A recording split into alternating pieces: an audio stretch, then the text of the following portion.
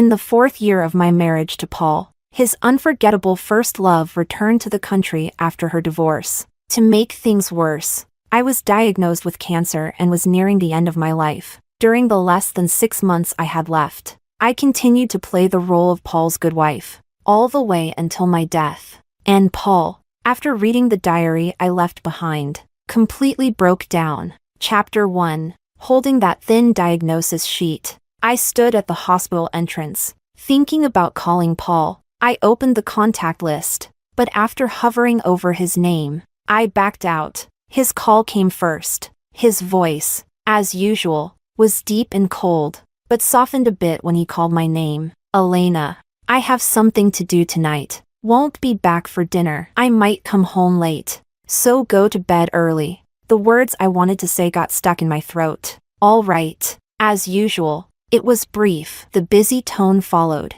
but I kept the phone to my ear. The setting sun on the horizon was as red as blood. Chapter 2. Paul and I have been married for 4 years, and I've liked him for almost 10 years. I was lucky. Paul, pressured by his family, was going on blind dates all the time. I happened to meet him, and since I met his standards, we agreed to get married. Paul needed a wife, and I was just the right fit. He's a cold person, not talkative, doesn't show emotions, and rarely has any expressions. I warmed this block of ice for 2 years, and finally, he melted for me. We started to resemble a normal couple, living through the daily grind, gradually becoming the couple I had always dreamed of. But now, this beautiful dream, which hadn't lasted long, was about to be shattered. Because today, the doctor told me I have pancreatic cancer. I also knew that today was the day his unforgettable first love, Selena, returned. So he hurriedly ended my call to see the one who has always been on his mind. Chapter 3. I didn't eat and waited for him in the living room for a long time. I waited until the night deepened, and when the living room door opened, I was startled awake from my drowsiness. Paul carefully closed the door, his footsteps light. The moment the living room light came on, our eyes met. He paused for only a moment, then frowned slightly. Why aren't you asleep yet?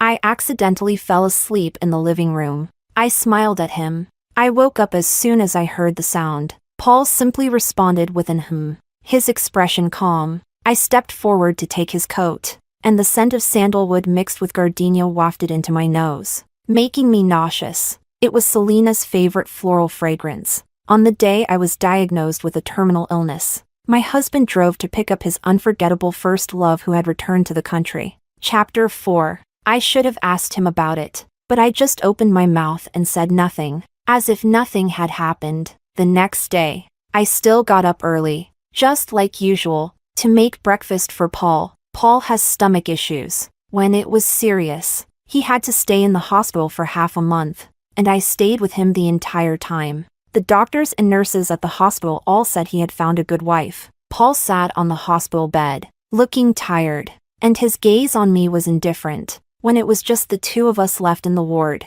he spoke again. Hiring a caregiver would be just the same. I paused while peeling fruit. The once unbroken peel snapped, and he seemed to notice, adding, "You don't have to work so hard. It's different." But in reality, it's not that different. People always think that doing things personally is better than leaving them to others. When it comes to someone you care about, you naturally put in more effort than others would. What's different?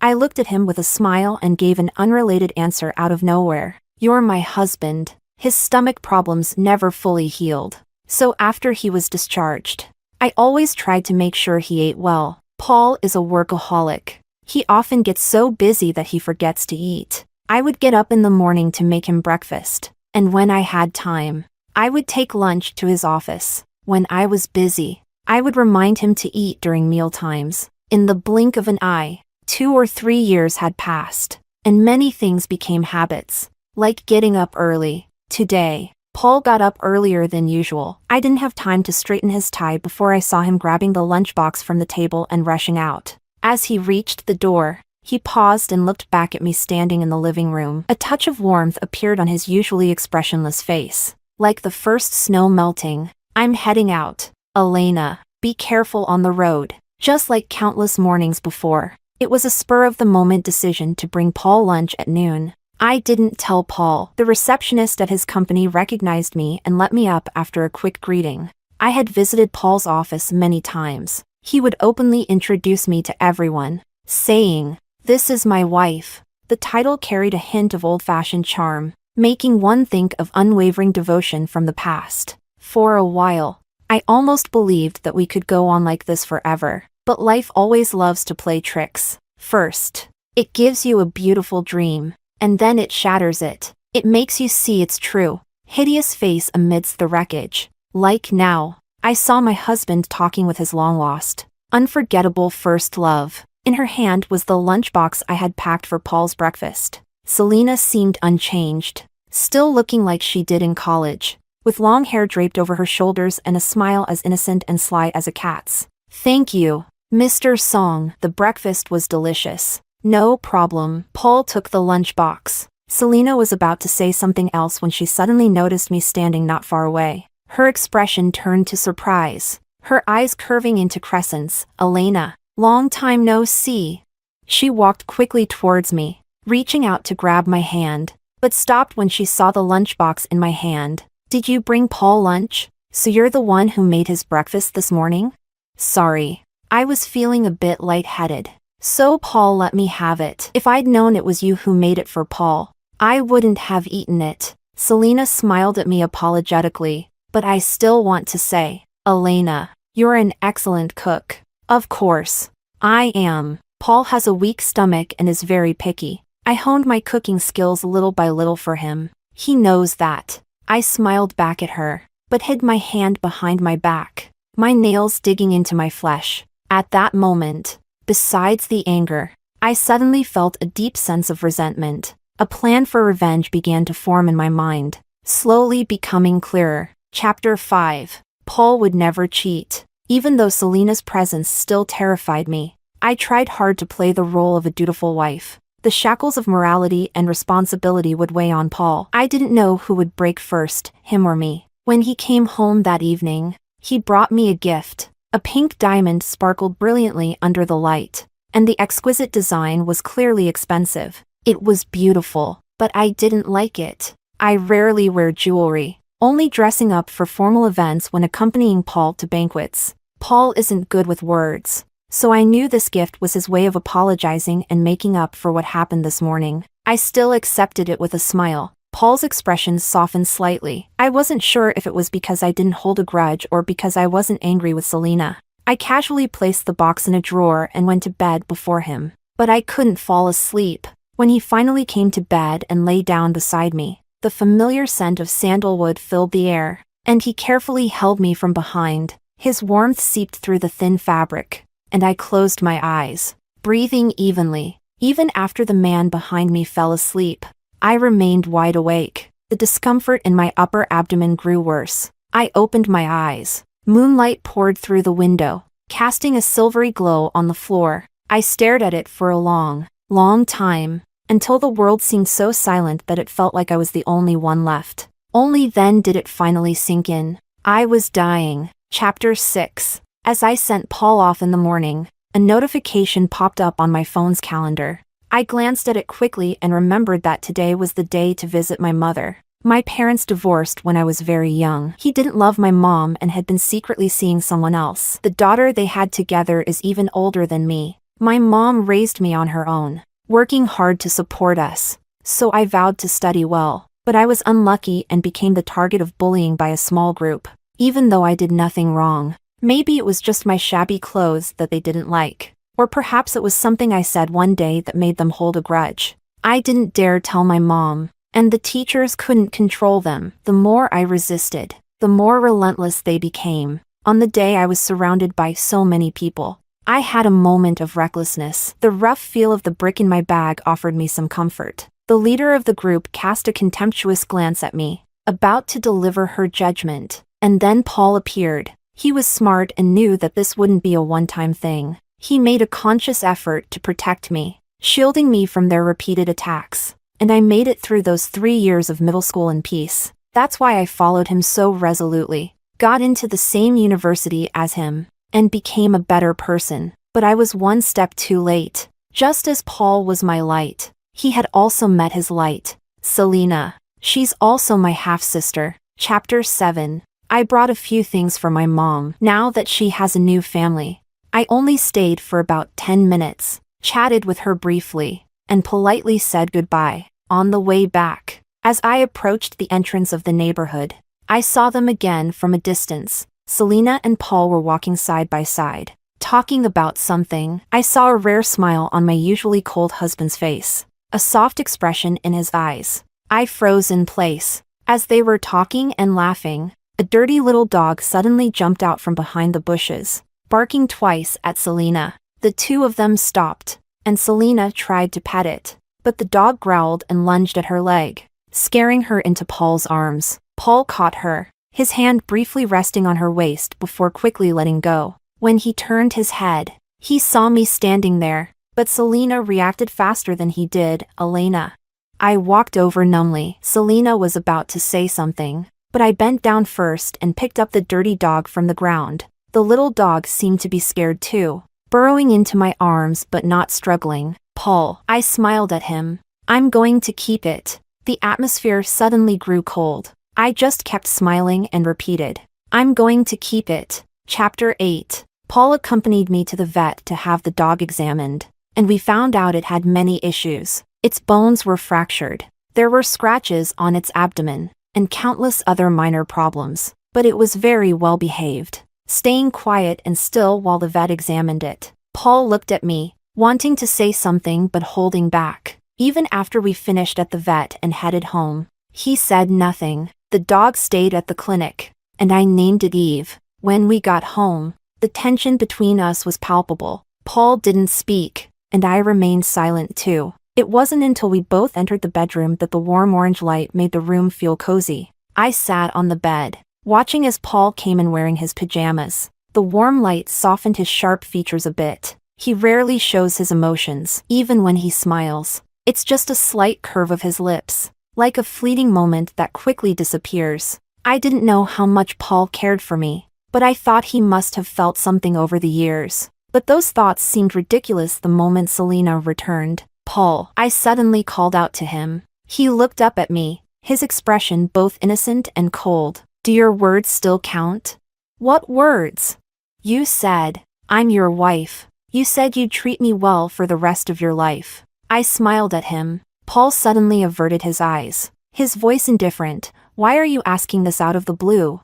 It's nothing. It just crossed my mind. The dull pain in my upper abdomen returned, the ache in my waist worsening at night, and my nerves throbbed like a tightly wound string. They do. As he answered, the room's light went out. His warm breath fell on my cheek as he lightly kissed me. Good night, Elena. As the person behind me gradually fell asleep, I carefully slipped out of his embrace, turning over to face him. Then, by the light of the moon, I traced the contours of his face inch by inch, from his brow to his chin. Paul wouldn't cheat, but he would always think of Selena. I suddenly wondered, when Paul looks back on this moment after I'm gone, how will he feel?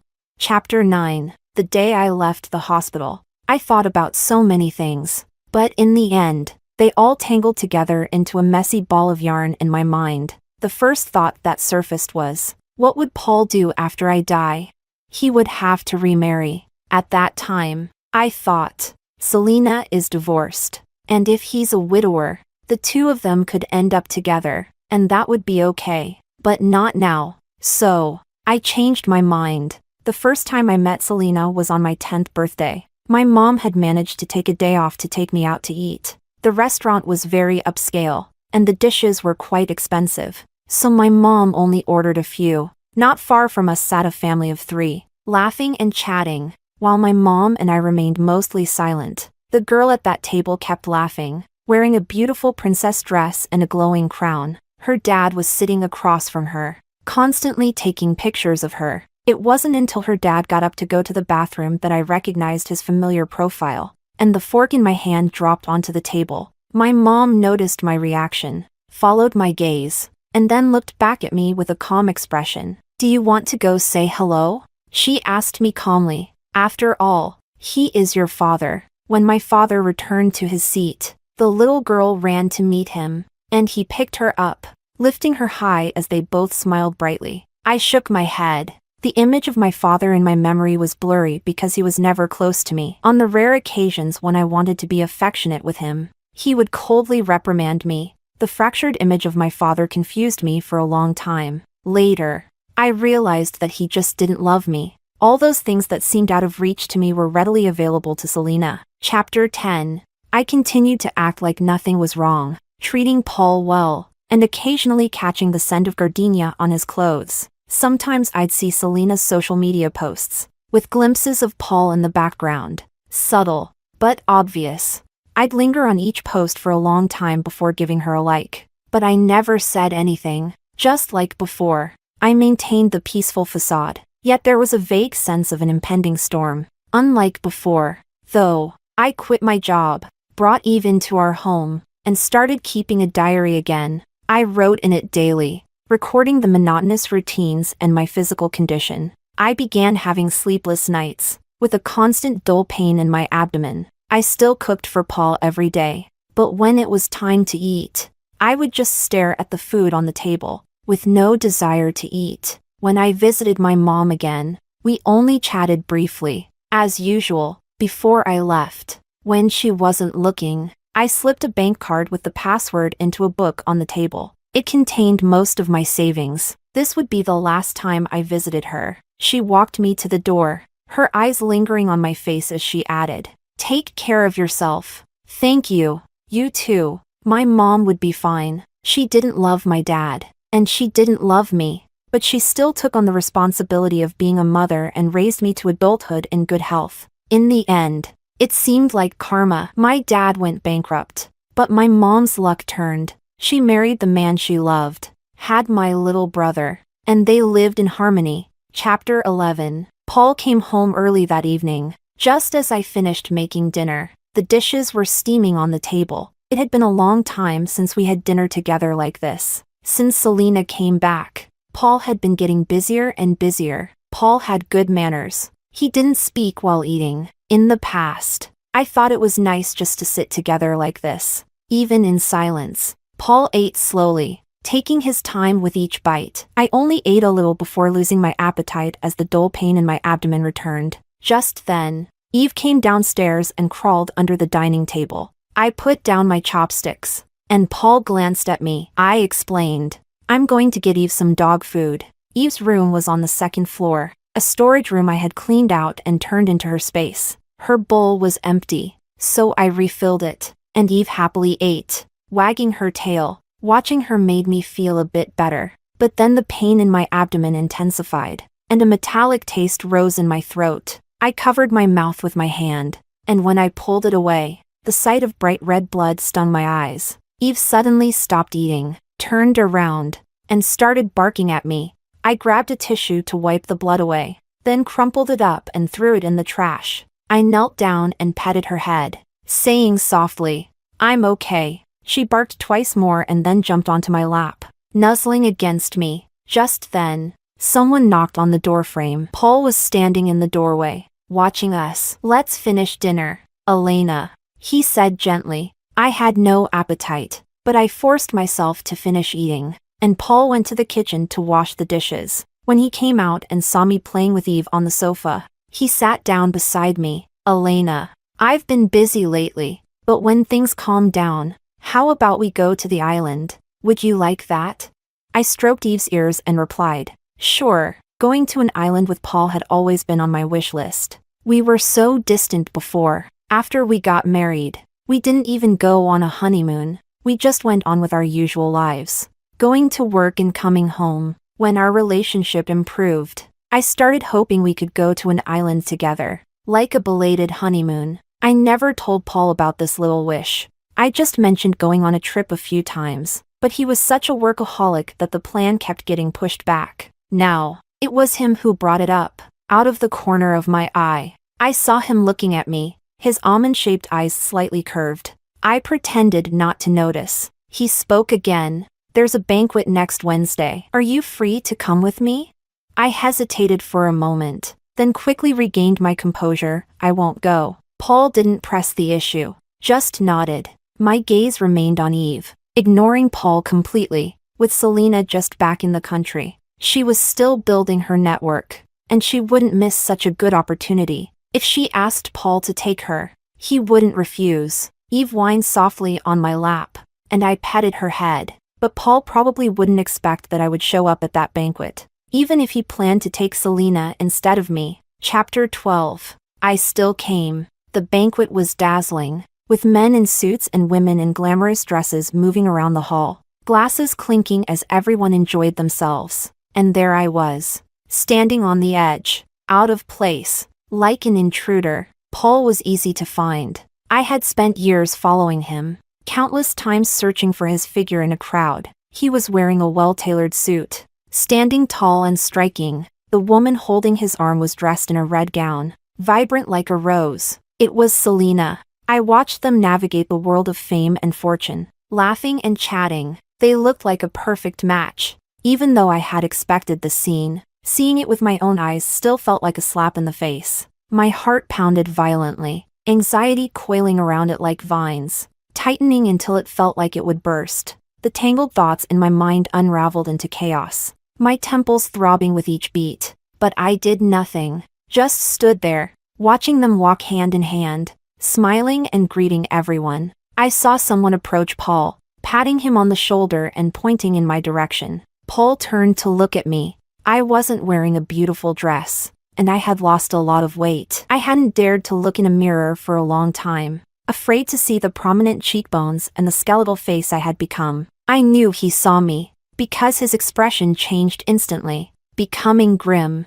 Through the bustling crowd, we locked eyes from afar. I simply looked at him, neither smiling nor crying. Seeing his expression change, seeing him pull his hand away from Selena's and start making his way towards me, struggling through the crowd. But I suddenly smiled at him, then turned and left. Chapter 13. When I got home, I headed straight for my old room. The tangled thoughts in my mind were tightly knotted, impossible to unravel. The vines around my heart only tightened further, as if they would explode at any moment. I finally lost my composure. I swept everything off the desk, the crash echoing loudly in the room. It wasn't enough. I ripped the books off the shelves, tearing them apart as paper scattered to the floor like an untimely snowfall. It wasn't enough. The small ornaments, the makeup, the skincare products, the delicate souvenirs Paul brought me from his trips, and the blocks we had built together. The urge to destroy and the violent impulses intertwined, parading in my mind. The room was a chaotic mess, reflecting the shattered state of my life. When I came back to my senses, the scissors were already pressed against my arm, and Eve was barking frantically at my feet. The dog's barking was sharp and urgent, but when I looked down at her, she suddenly quieted, opening her mouth in a silly grin. The scissors slipped from my hand, clattering to the floor, and Eve immediately jumped onto my lap, barking as she climbed. I numbly scooped her up, and she rubbed her furry head against me, her small body warm. I held her, and suddenly, I started to cry. All the impulses faded away, leaving behind nothing but a deep, bottomless void in my heart. Such torment. Chapter 14. By the time Paul came home, I had already cleaned up the room. He wanted to talk to me, but I just sat on the sofa, smiling at him. I knew he wanted to explain, but he didn't know how to begin. I had been with him for 4 years, navigating the world of fame and fortune with him. Paul wasn't good with words, but he was clear and logical. Every word that came out of his mouth was cold. I was the one who slowly taught him how to handle people, how to deal with the old hands in the industry. Now he was skilled in these situations, but once he was out of that world, he still remained taciturn. In the past, I loved him no matter what, but now I realized, perhaps it was just that we had nothing to say to each other. I smiled as I spoke, cutting off everything he wanted to say. It's okay. I know Selena just returned to the country. She doesn't have a network yet, and you wanted to help her, so you took her to the banquet. Paul's expression changed slightly. It's okay, I said, looking at him, my voice gentle. I don't mind. Paul looked at me, silent. We stared at each other. I kept looking at him softly. After a long while, he finally averted his eyes, But suddenly, he hugged me, holding me so tightly that it was hard to breathe, as if he wanted to embed me into his body. His warm breath brushed against my ear. "Elena, so close. You've lost weight." I smiled faintly, but didn't answer. The scent of sandalwood mixed with gardenia surrounded me, and I had to force down the urge to vomit. Chapter 15. The next morning, I got up as usual to see Paul off to work. I thought he was about to leave, but Paul suddenly stopped in the living room. "Elena." He spoke gently. "I forgot to tie my tie." I sighed softly, went upstairs to grab a tie, and handed it to him. Paul didn't take it. Instead, he lowered his head. "Help me, Elena." I obediently tied it for him, and Paul kept his head down, standing quietly until I finished. All done. Suddenly, I was pulled close. My waist held tightly as we were pressed together. I looked up at him, but before I could say more, his lips were on mine, warm and insistent. Paul gripped my waist as he kissed me fiercely. It was intense, like a beast breaking free from its disguise, full of raw desire. When he pulled away, his eyes were slightly reddened. I looked at him, saying nothing. Paul planted another kiss on my forehead, his lips curving slightly. "I'm off, Elena." I smiled and saw him off. Chapter 16. I arranged to meet Selena. The time was set for 10 in the morning. I arrived on time and waited for her in the cafe for another half hour before she finally showed up. Selena was beautiful, even before my father went bankrupt. She had lived a life of luxury. After my father's bankruptcy, her luck didn't run out. She married abroad, and now, after her divorce, she's back in the country with Paul helping her at every turn. So lucky. Selena sat across from me, her makeup flawless, her smile sweet. Meanwhile, I had dark circles under my eyes. I was thin, and I looked terrible. "Ellie, why did you suddenly want to meet?" We weren't that close, just former schoolmates, but somehow she spoke to me with such familiarity. I hadn't touched the fruit tea I ordered, the cold glass grounding me back to reality. "You already ordered." Selena's gaze fell on the table, and she called the waiter with a smile. "One iced Americano, please." She propped her chin on her hand, smiling at me. "Your Songdong also loves iced Americanos." I never liked them before, but I've grown fond of them recently. I sipped my fruit tea, not responding to her comment. Selena's smile was innocent and sweet. It was she who first told me about her divorce and return to the country. Someone I hadn't seen in years suddenly added me on WeChat. Her tone was polite, but there was an unmistakable undercurrent of smugness, as if she couldn't wait to tell me, "I'm back to steal your husband." The fruit tea's fragrance faded, leaving a bitter taste in my mouth. Her iced Americano hadn't arrived yet, and her gaze stayed fixed on me. When I looked up at her,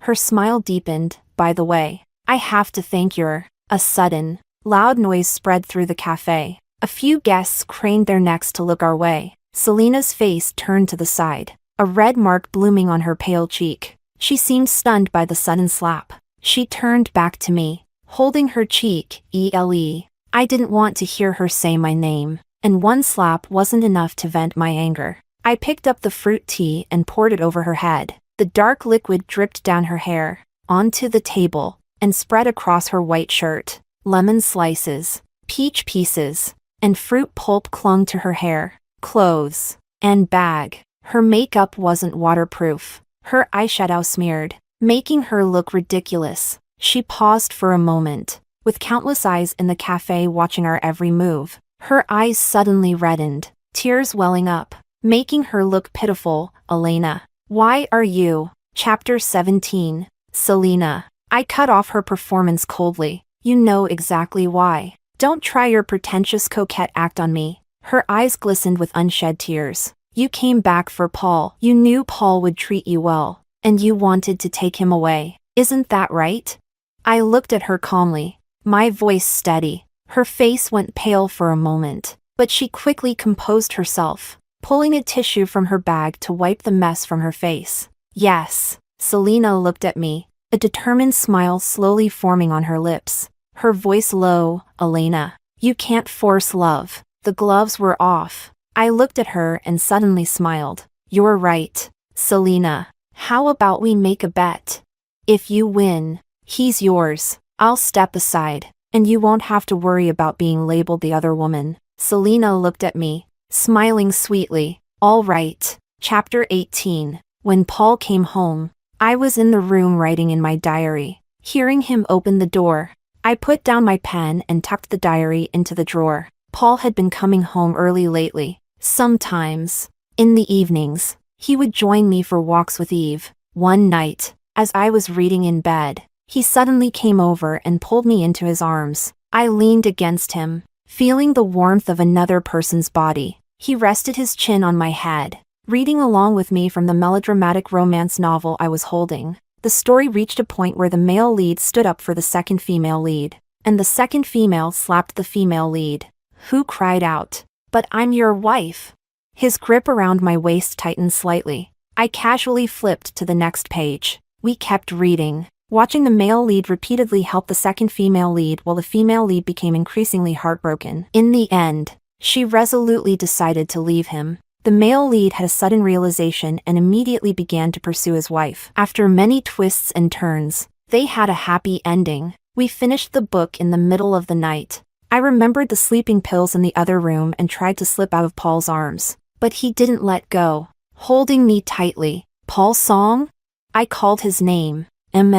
He responded softly. The room grew quiet, so quiet that I could hear his heartbeat. "Elena." He buried his head in my shoulder, his voice tinged with a rare hint of vulnerability. "You used to not call me by my full name." I suddenly felt like laughing. Paul didn't used to call me Elena either. He used to address me formally, with a distant and unfamiliar tone, politely calling me Miss Jean. It turns out we both had changed. I turned to face him, wrapping my arms around his waist, and called him with a smile, "Polly." He looked at me, his eyes searching mine for any hint of emotion. Finally, he lowered his gaze and closed the distance between us. "Elena." I never knew Paul could be so affectionate, but if he truly loved me, then why was he so attentive to Selena? Chapter 19. It had been a week since I met with Selena. Our wedding anniversary was approaching, and Paul had been clinging to me more and more. I had written in my diary for 100 days, and today happened to be our wedding anniversary. A comment I had made offhandedly stayed with Paul. He came home early and spent the entire afternoon busy in the kitchen. I had taken Eve out to play, and when we returned, the house was already decorated. The food on the table smelled delicious, and Paul stood nearby, smiling softly, his gaze tender when he looked at me. "Elena, welcome home." Roses and music, cliché but romantic. Underneath the champagne glasses were 2 plane tickets, with a departure date 2 days away. I glanced at Paul, then at the tickets, and smiled. The clock on the wall pointed to 8. Everything was perfect, until Selena called. She cried like a delicate flower, saying she felt so miserable. She used the old, intimate nickname they had shared, Polly. "I feel so terrible. I'm here all alone, unfamiliar with everything. Can you come help me, please?" Polly. The romantic atmosphere came to an abrupt halt. Paul looked at me, just one look, and I understood. "Elena." "I'm sorry. I'll take her to the hospital and be back quickly." I only asked him one question. "Can you not go?" Paul looked at me, saying nothing. The atmosphere plunged to freezing point. I saw the smile disappear from his lips, and he reverted to being the Paul of 4 years ago. Cold. The Paul who was still a stranger to me. He averted his gaze but assured me, "I'll be right back. I won't miss our anniversary." We seemed to be at an impasse. Finally, I relented.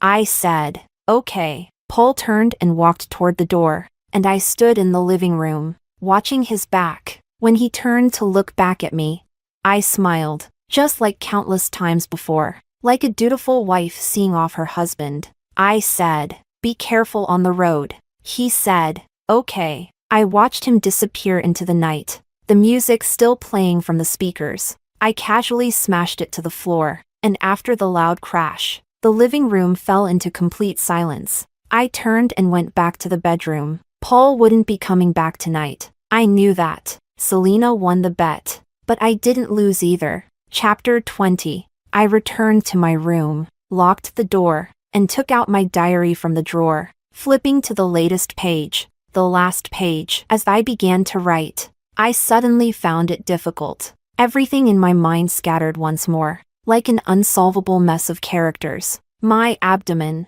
head, and heart all felt as if they had been gouged out with a knife. Suddenly, I felt cold, a chill that seemed to seep out from my very bones. My hand trembled slightly as I held the pen, but I still wrote carefully, word by word. August 25th, 2022. Today is our wedding anniversary. Paul cooked for me and decorated the house. He also planned to take me to an island. Before the celebration could begin, Selena called. Paul went to find Selena. He left me behind. I will never get to that island. Goodbye, Paul. Tears fell, smudging the ink on the paper, but I didn't feel the slightest bit of sorrow. The tears that fell were brought on by pain. I lived by love, by the love of others and by my own love. Since no one loved me, I lived on the love I had for Paul. I once loved Paul so very much, but after all that sincere love was drained away, I was left with nothing but an empty shell.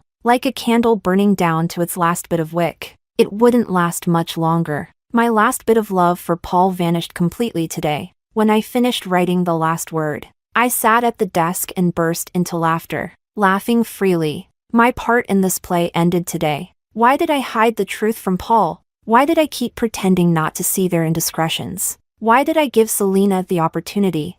What I gave Selena wasn't a vine to climb, but a sharp, cutting knife. The living can never compete with the dead. It doesn't matter if Paul doesn't love me, but he will never forget me for the rest of his life. He will feel guilty for the rest of his life. I will make him feel remorse, make him regret. I will make him read this diary over and over again, forcing him to relive my emotions, making him forever remember how, as his wife slowly succumbed to a terminal illness, he relentlessly pushed her deeper into despair. This absurd drama reaches its climax with my death, and now it's Paul and Selena's turn. The hard sleeping pills stuck in my throat, making me uncomfortable. I forced them down with repeated swallowing until they were all in my stomach. On the table, there was not only my diary but also a meticulously crafted recipe book. His stomach is weak, and he's picky. Over the past 4 years, I painstakingly figured out what suited his taste.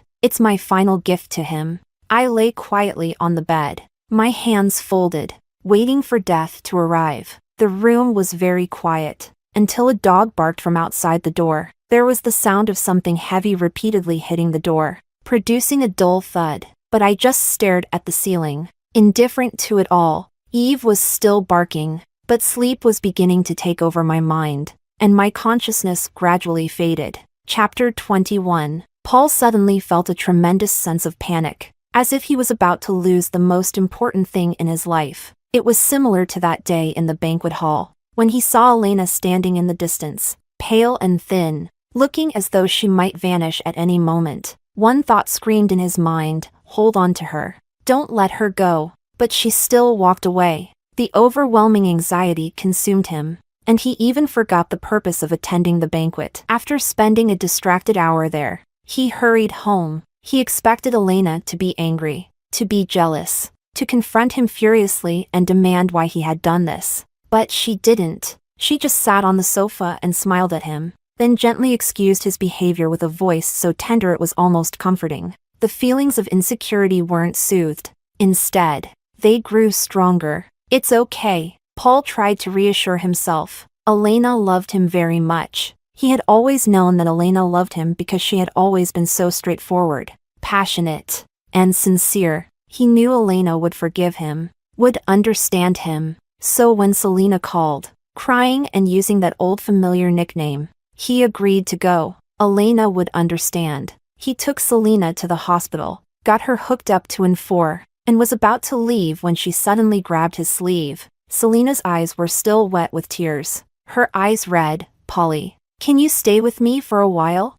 Paul wanted to refuse. He had promised Elena that he wouldn't miss their wedding anniversary, but Selena looked at him with tear-filled eyes, her body thin and trembling slightly. It was late at night. He softened. Chapter 22. When Paul returned, it was already early the next morning. The lights in the living room were still on, casting a warm glow in the dim pre-dawn light. Paul quickened his pace, eager to see Elena. He had broken his promise, but there was no sign of Elena in the bedroom, nor in the study, or in the room where she used to sleep alone, nowhere. The food on the dining table was cold, untouched. In one corner of the living room lay the shattered remains of a speaker, clearly thrown forcefully to the ground. A few of her clothes were missing, along with Eve. Elena was angry. Paul thought she had just gone on a trip out of spite. It's okay. She'll calm down eventually. She'll come back in a few days. And he'll apologize.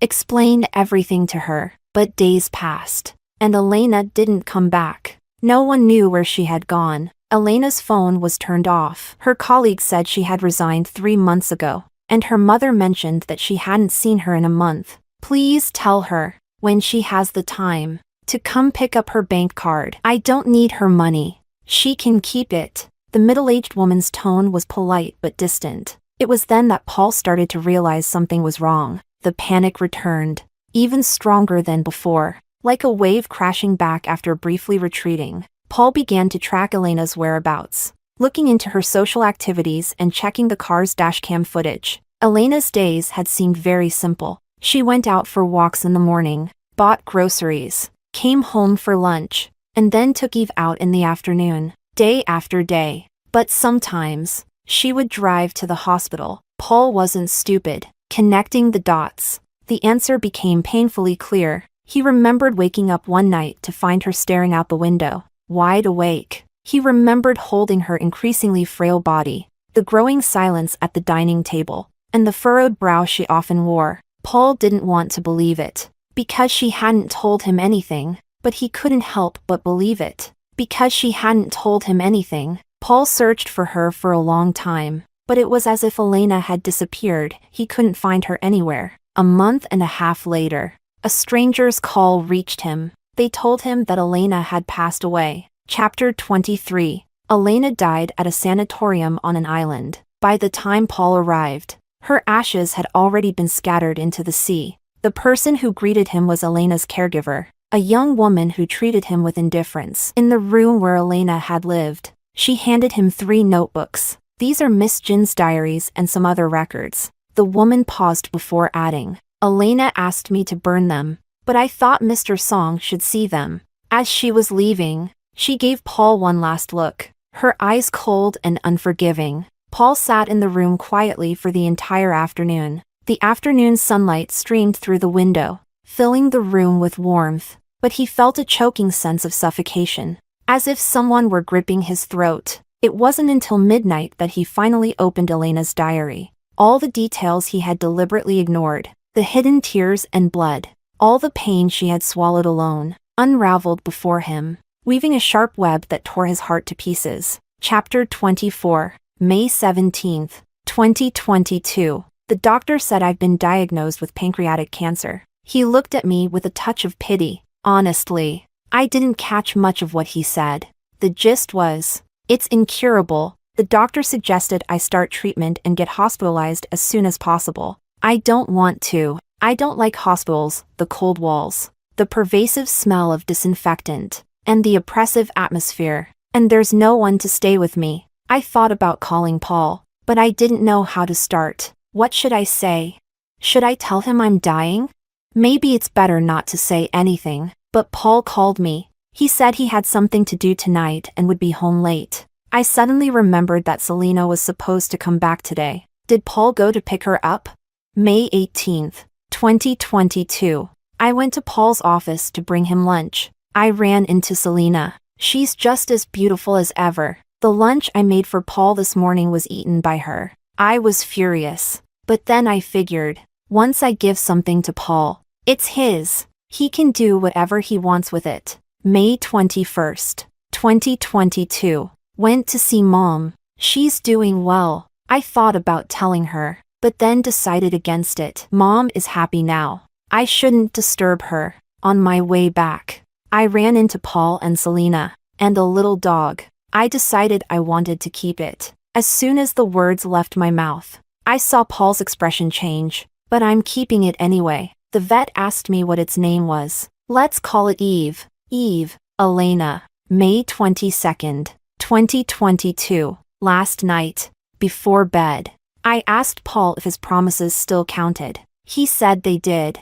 I wish I were a bit more foolish. Then I wouldn't have noticed the way he avoided my gaze. Paul.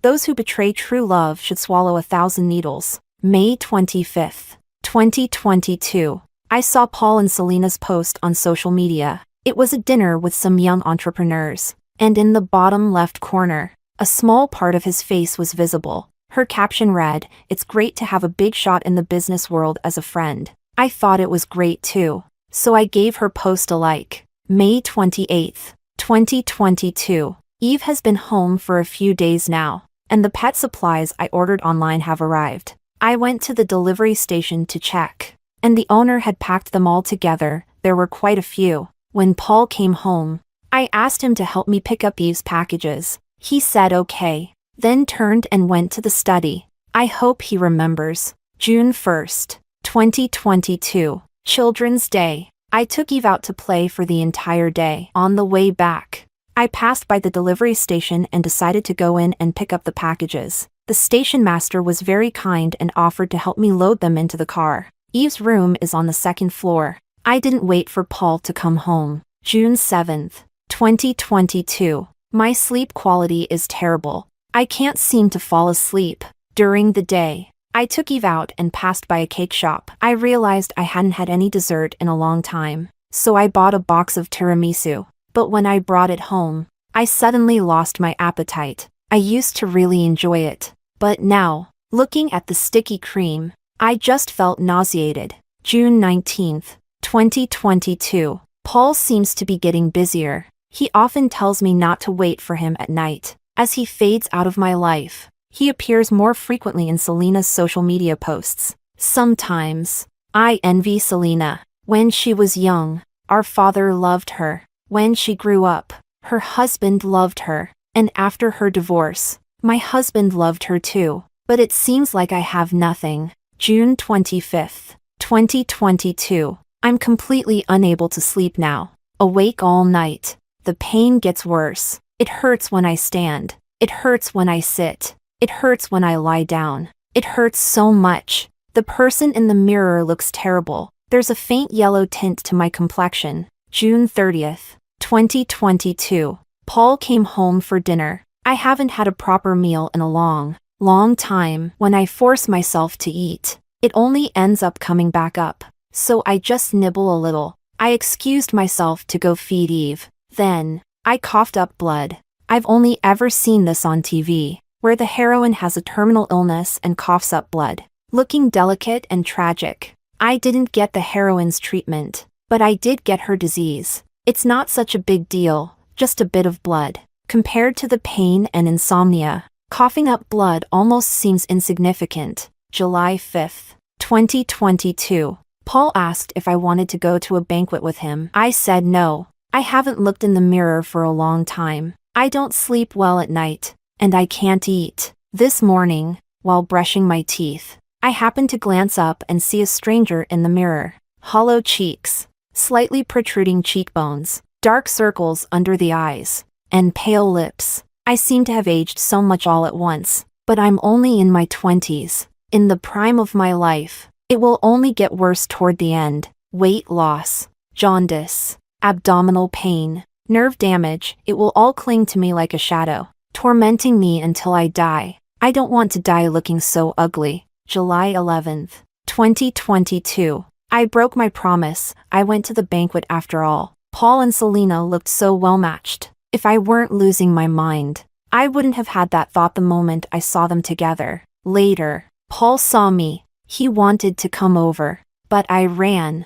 I realized I was starting to lose control of my emotions. If Eve hadn't been there, I don't know what I would have done. July 18th, 2022. Abdominal pain, insomnia. I vomited again after eating. July 22nd, 2022. The scissors in the room were stained with blood. I only realized my arm was cut when I came to. I quickly bandaged it up. It wasn't the first time. I'm planning to go to the hospital tomorrow to get some sleeping pills. July 26th, 2022. abdominal pain, vomiting blood. The pain gets worse after eating. I don't want to eat anymore. July 30th, 2022. I nearly passed out from the pain while lying in bed. When I came to, I saw Eve by the bed, licking my hand. I patted her head. I picked up my phone and opened social media. The first thing I saw was that Selena had gone to the beach. The 9-grid photo was beautiful. In the last photo, I saw Paul's hand. He was still wearing our wedding ring. August 1st, 2022. Pain. August 5th, 2022. Went to the hospital and got painkillers. August 15th, 2022. I met with Selena. She's so beautiful. I haven't looked in the mirror for a long time. I know I've become very ugly now. August 20th, 2022. The sleeping pills seem to be losing their effectiveness. The doctor advised me to get hospitalized. He said it would get more painful as time goes on. I refused. I wasn't planning to live until the end anyway. August 25th, 2022. The original writing was crossed out in black lines. 2 new sentences were added. Elena died on this day, but Eve saved her. Chapter 25. August 25th, 2022. I was supposed to die today, but Eve wouldn't let me. She kept barking so loudly, making such a fuss. She barked so much that I couldn't sleep. She barked so much that it annoyed me. She barked so much that I couldn't take it anymore. With the last bit of consciousness I had, I dialed 120. A few hours later, I woke up, and 4 drip attached to my arm. A nurse stood by my bed. "Where's Eve?" She seemed momentarily confused. "Eve is." I braced myself against the bed rail, trying to sit up, but my body wouldn't cooperate. The nurse helped me up. "I want to go home. Your body is still very weak. You can't." "I want to go home." I lowered my gaze. Stubbornly and irrationally, I repeated myself. "Eve isn't here. I need to find Eve." Chapter 26. By the time I got home, it was already midnight. There were still messages from Paul on my phone. I didn't read them. I just blocked him. As soon as I opened the door, a little cream-colored dog jumped into my arms. Eve kept barking, rubbing against me, and licking me non-stop. I held her close, and suddenly, tears started to fall. All the emotions I had been suppressing burst out like a flood. I sat on the cold floor of the living room, holding her, and cried for a long time. I cried until my eyes were swollen. Finally, I buried my face in her fur and whispered in a voice that only the 2 of us could hear. "Eve, let's leave. I want to go somewhere where no one knows us. Just me and Eve, and love." I'm not sure if Eve understood my words. She just looked at me with those earnest eyes, and then slowly, carefully, wiped away all my tears with her little face. "There's no one in the world who loves me, but a dog will. A dog will always love the person who took it home. Eve will always love Elena." Chapter 27. I left that very night for an island and settled into a sanatorium. Life on the island was as beautiful as I had hoped. I spent my days playing on the beach with Eve and chatting with the townspeople. In the evenings, we'd go for walks by the sea. I love the ocean, the endless waves and the salty sea breeze. Just looking at the sea, my heart inexplicably calms down. I hired a caregiver, a young girl who was both beautiful and capable. After a few days of helping out, I told her that things might get tougher later on. When she saw me coughing up blood, she asked what illness I had. "Pancreatic cancer." I casually threw away the blood-stained tissue as I replied. Zhao Mian's eyes instantly welled up with tears. I panicked a little, unsure how to comfort her. The girl looked at me, and the tears started falling. "Sister Elena, you're only in your 20s. Her tears fell onto my hand, burning it with their heat. Why did you get this disease?" Girls can easily empathize with other girls. Even though we hadn't known each other for long, even though she didn't know much about my life, the sadness and sorrow she felt for me were so genuine. I wasn't actually sad. I had gotten used to it. But when she gently held my hand and, choking back tears, asked me, "Does it hurt a lot?" I cried anyway. The illness had long since tortured me beyond recognition. From the moment I opened my eyes, the pain woke up with me, and then it followed me everywhere. I couldn't eat. All those delicious foods I once loved now tasted like wax. I didn't dare eat, because it hurt more after I did. The suffering wasn't just physical. The insomnia led to nerve damage, and with no one to talk to, I had to chew on this pain day after day, all by myself. The only one with me was Eve. A dog can't speak. She would just circle around me anxiously when I was in pain, barking in distress. But when I held her, she would stop barking. She would just quietly lick my hand. It hurts, I told her. It felt like a complaint, almost like a plea. These were words I should have said to someone who loved me, but I couldn't find anyone to say them to. I couldn't tell my father, because his only daughter was Selena. I couldn't tell my mother, because my mother now belonged to someone else. I couldn't tell Paul, because he was planning a future with Selena. In the end, I said it to someone I didn't even know that well. Chapter 28. I stopped going to the hospital for treatment. It would only prolong my agony, stretching out the painful days. I survived on painkillers and sleeping pills. I grew thinner by the day. When I occasionally looked in the mirror, the person staring back had sallow skin and a gaunt face, nothing like a girl in her 20s. So ugly, I thought. Life is like a flower that withers all too quickly. I started losing the ability to walk. Emma would push me outside every day to soak up some sun, watching Eve play on the lawn. Sometimes, I asked her to take me down to the beach, to feel the sea breeze. Eve didn't mind that I was ugly. She still wanted to kiss me, but I wouldn't let her anymore. Emma stopped asking about my illness. She just chatted with me about everything, my past, her past, gossip, whatever. One day, while tidying up, she found my wedding ring hidden in a drawer and exclaimed, "Elena, you're married?" "Yes. And your husband?" She stopped mid-sentence, seeming to realize something. I just smiled. He doesn't know. He doesn't know I'm sick. And he doesn't know I secretly came here. "Are you divorced?" Emma blurted out, then quickly covered her mouth in embarrassment. "No." "Then why?" I smiled but didn't answer her question, changing the subject instead. Chapter 29. Life on the island passed quickly. All joyful times are brief. I was reaching my limit. The painkillers had stopped working. The pain had become unbearable. I couldn't eat anything. I hid a knife in my room. Sometimes, I'd hold the knife against my wrist. But then I'd see Eve sleeping peacefully, and I'd put it down. Living had become a burden to me. I hardly went out anymore, but lying down hurt too. So Emma would come and chat with me, telling me gossip from the town. She told me about how her neighbor's daughter and her boyfriend were going through a breakup, fighting every night. The girl eventually slashed her wrists, threatening suicide to stop the breakup. It was a scene of madness and hysteria. Emma shook her head. It was a terrifying sight. How could someone use their life to save a relationship?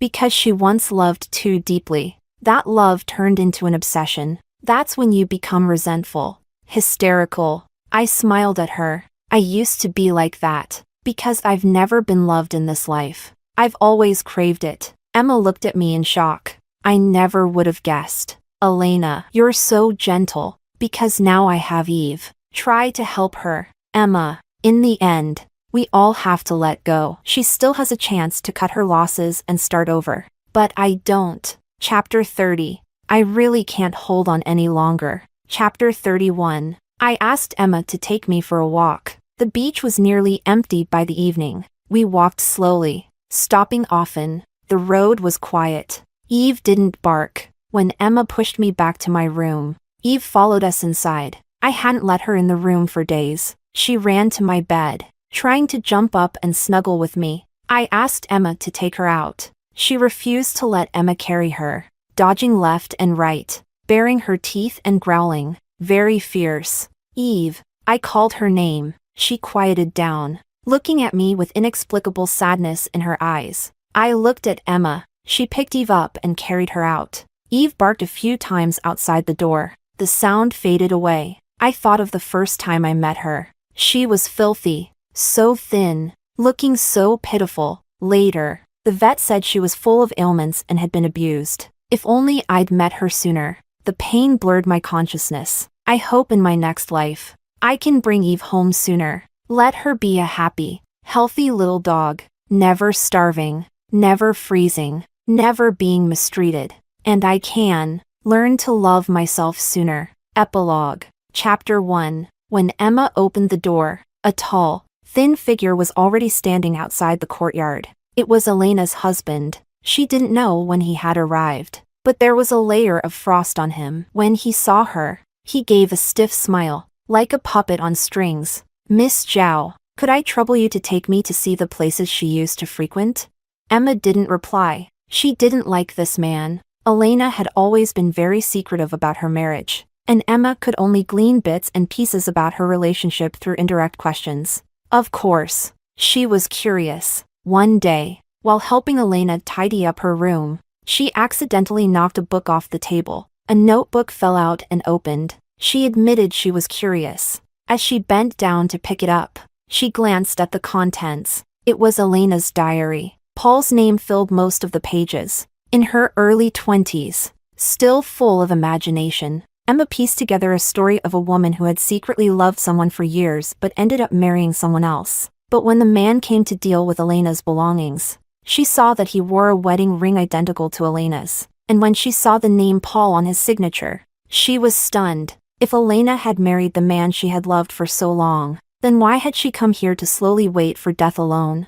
What had happened that made her never see the man she had once loved, even until her death?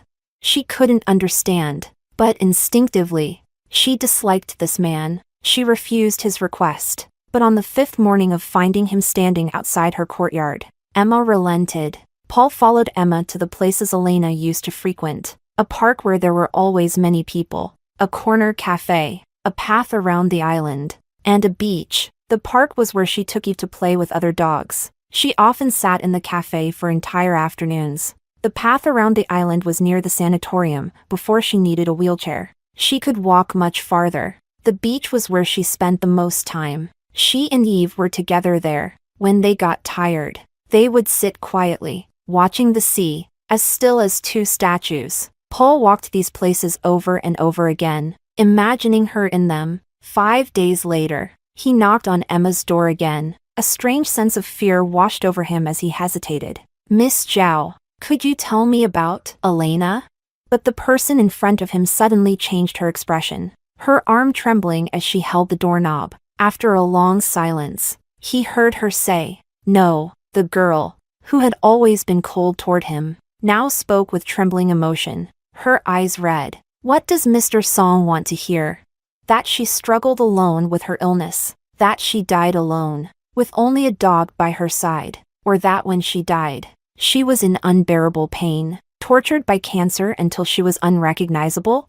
Elena never complained about the pain, but Emma could see the veins bulging on her forehead, the cold sweat on her brow. Emma didn't cry when Elena died. She didn't cry when Elena's ashes were scattered into the sea. She didn't cry when she sent Eve away, though she heard that Eve refused to eat or drink in her new home, curling up into a small, miserable ball. But being with someone, watching their life be destroyed by illness, watching them wither away, watching them in such pain yet still remaining gentle and peaceful, watching a living person turn into ashes held in your hands, how could she not feel heartbroken?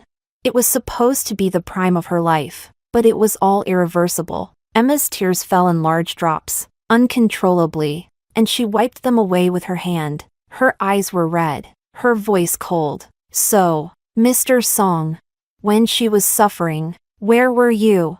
Where was he?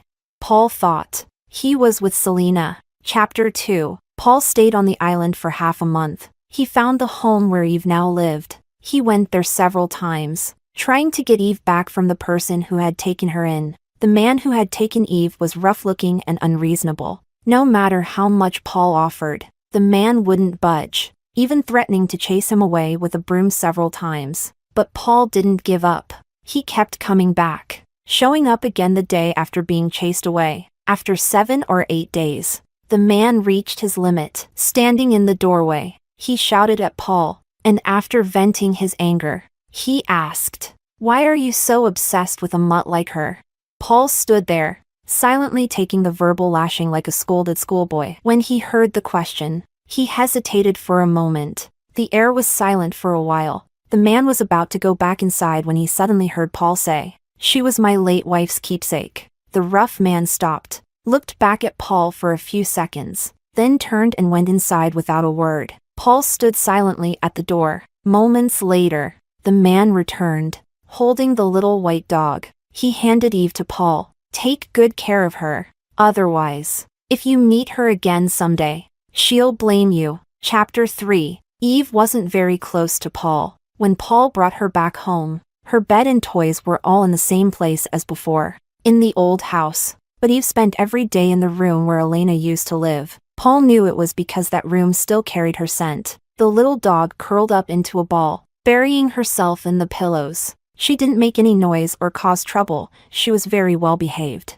Life seemed unchanged from before. Paul still went to work, came home, ate, and went about his daily routine, day after day. Except now, there was no Elena. He was an adult when he was hungry. He ate when he was thirsty. He drank when he was tired. He slept. One morning, Eve slipped out the door when he opened it. She ran off and disappeared. Paul was frantic, searching everywhere for her. When he returned home that night, he found her sitting at the doorstep. Her black, shiny eyes looked up at him, and then she lowered her head and let out two small barks. Paul picked her up, holding her close, just like Elena used to. The house was dark. In the silence, Paul held Eve for a long time before he finally sighed. She wouldn't blame me. She already wouldn't want to see him again. Chapter 4. People at the company said that Director Song had changed. But it wasn't that he had become colder, rather, he had become more gentle. Director Song used to be very sparing with words, always with a cold expression. Recently, though, he had been smiling more often, offering gentle praise for even the smallest things. The employees whispered among themselves, "If Director Song wasn't married, that smile would really take my breath away." What happened to Director Song? Did someone possess him? He's like a different person. Could it be? One of the girls laughed over her coffee. That Director Song was influenced by his wife?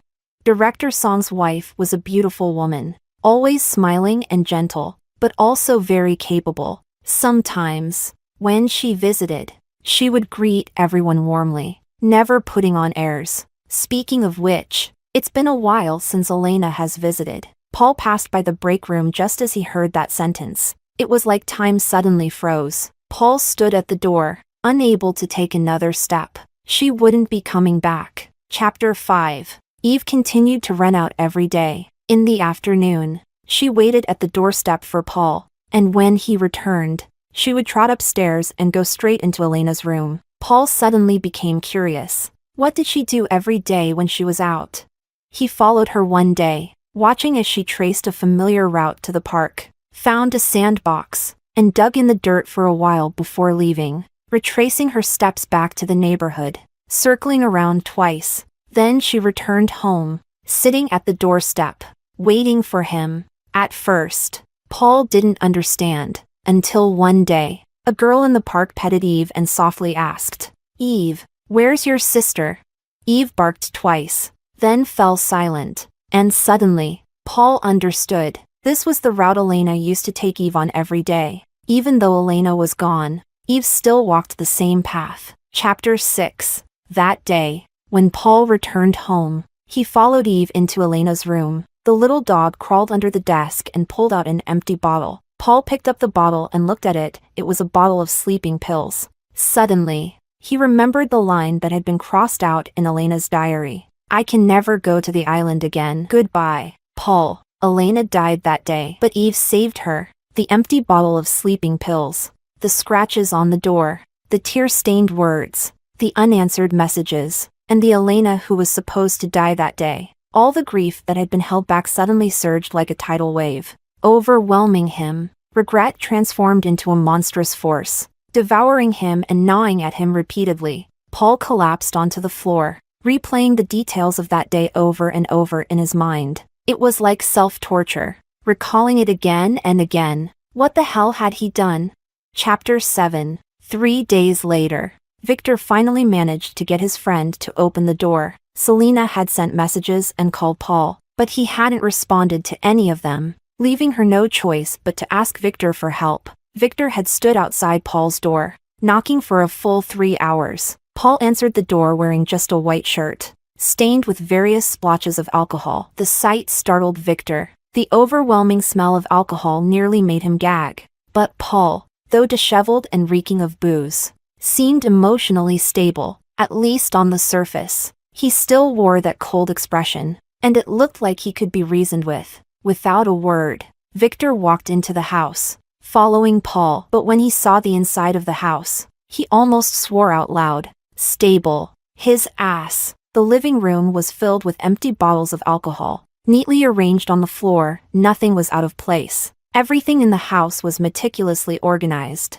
Paul sat on the sofa, picking up a half-empty bottle of liquor from the coffee table, tipping it to his lips. He's lost his mind. Victor rushed forward and snatched the bottle away. The clear liquid spilled all over Paul. Paul glanced at Victor, saying nothing, but slowly reached for another bottle from a nearby box, preparing to unscrew it. Paul, what the hell is wrong with you? You're lucky you're not dead already. And you're still drinking? Victor grabbed the bottle from him. After just 2 sentences of scolding, he watched as Paul collapsed onto the sofa and closed his eyes. He's completely lost it. Chapter 8. When Paul woke up in the hospital, the first thing he saw was Victor by his side. His head was foggy, with hazy memories of Victor shouting at him. Paul thought for a moment, only recalling how he had kept drinking, and when he couldn't drink anymore, he went to the bathroom to vomit, only to start drinking again afterward. But he never got drunk. Victor put down his phone and saw his friend lying on the bed, staring at him with an unsettling, blank expression, even without any visible emotion. It was terrifying. Victor was furious. You damn. Elena's gone. The sudden statement interrupted Victor's anger. Paul's voice was hoarse, like sandpaper scraping. Gone? Where did she go? Victor's mind couldn't process it. Paul lowered his gaze. She was sick. What kind of illness? Pancreatic cancer. Victor fell silent. On our wedding anniversary, Selena called me, saying she was sick and asked me to come see her. When I was leaving, Elena asked me if I could stay. I didn't answer. That night, she was home alone and took a lot of sleeping pills. Victor. Paul looked up, his eyes dead, like a pool of stagnant water. Tell me, when she sent me off that last time, what was she thinking? Victor remained silent. When she took those sleeping pills and lay in bed, waiting to die, what was she thinking? No one answered. The man in the bed suddenly sat up, his eyes red, his voice thick with pain. It was unclear if he was asking Victor or himself. What do you think she was thinking? Victor abruptly stood up. Without a word, he walked out, slamming the door behind him. Paul was left alone in the room, left alone, staring blankly at the stark white walls. Finally, he broke down, sobbing uncontrollably. Chapter 9. After being discharged from the hospital, Paul resigned from his job. Every day, he walked the same paths with Eve that they had once walked together. Day after day, year after year, he followed the recipes Elena had written for him, trying to cook, from clumsy attempts to becoming more skilled. But no matter how well he did, it always felt like something was missing compared to Elena's cooking. Eventually, he too began to suffer from insomnia. When he couldn't sleep, he would go through Elena's old diaries. Every page had his name on it. He read them over and over. Sometimes he cried. Sometimes he laughed. It turned out that she had quietly loved him for so many years. Later, Eve couldn't walk anymore. She had been a stray dog, with ailments all over her body, and her life was never meant to be long. If Elena hadn't taken her in, she would have died 2 winters ago. Eve stopped going out, curling up into a small ball every day, lying on Elena's pillow. Paul stopped going out too. He would eat, and then stay by her side. Chapter 10. On the day Eve passed away, Paul was right there with her. The little dog suddenly struggled to stand up, trembling, and barked twice at something in the distance. Then she gave a silly smile, her tail wagging weakly. Paul watched as she tried to move forward but then collapsed onto the bed, lying still. After a few seconds, She stopped moving altogether. Paul knew that Elena had come to take her home. Epilogue to the epilogue. As sleep swallowed his last bit of consciousness, Paul thought. So this was how Elena felt that day.